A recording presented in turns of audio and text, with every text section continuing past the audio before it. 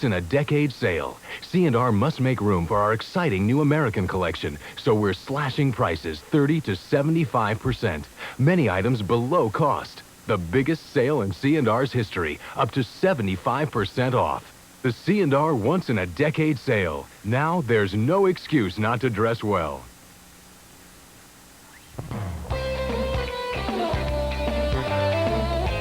We're back with more reaction on Dan Quayle's interview, and hi.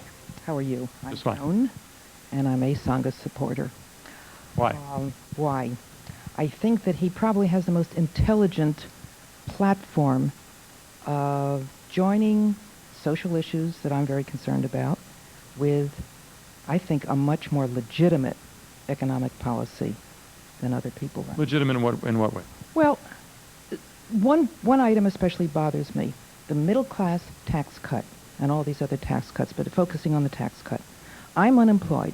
I have been unemployed for 2 years. I don't get a tax cut.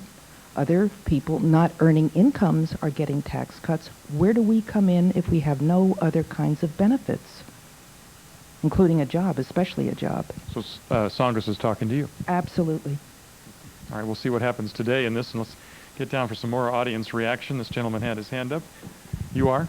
Malcolm from Poway. Okay. First thing I wanted to say was I got to say hi to Jeff and Jer. Oh, there you go. Also, I had a comment for the Republican chairman. Dan Quayle said that he basically saw the 30% Pat Buchanan was getting as a protest vote against Congress. Well, to me it seems pretty well defined as to that it's a protest vote against the Republican Party. I just wanted to hear what you had to say on that. Thanks. Well, I think what Dan Quayle said was that it was a protest vote against Washington.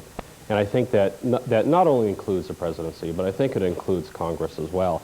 I think the public is fed up with the way the government's being run by and large.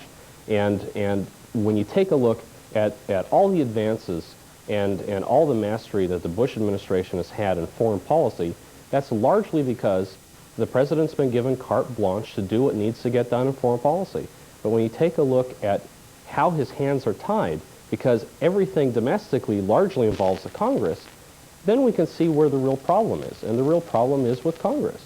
And I think that protest vote, though the president gets Yeah, but quite I a don't bit think I'm of buying that. When he had a problem with international, the biggest problem he's had, which is the worldwide coalition against Saddam Hussein, he went to the Congress and got the vote. No, he went to the Senate and asked for a vote. To the Congress and got the vote. And I think the Democrat-dominated Senate. Sure. He got what he wanted through. Sure. Right? And I think he wanted to include the Congress in that. The president didn't need to.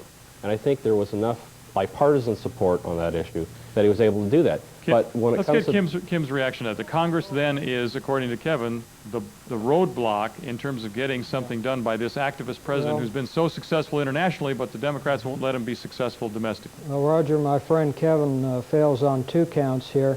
First, it's a completely radical position to say that the president does not need the authority of the Senate to declare war, which is in fact what happened. Certainly the vote was necessary, although no declaration of war was made. Secondly, he seems to be apologizing for 1/3 of the Republican primary voters. These are the core of the Republican Party that Ronald Reagan put together, and George Bush is not keeping that coalition together. All right, let's talk to Mike on the phone. Mike, go ahead. Yes, good afternoon, Roger. Hi. My question's addressed to your 2 guests. What I'd like to know is why is it there has to be finger pointing all the time when something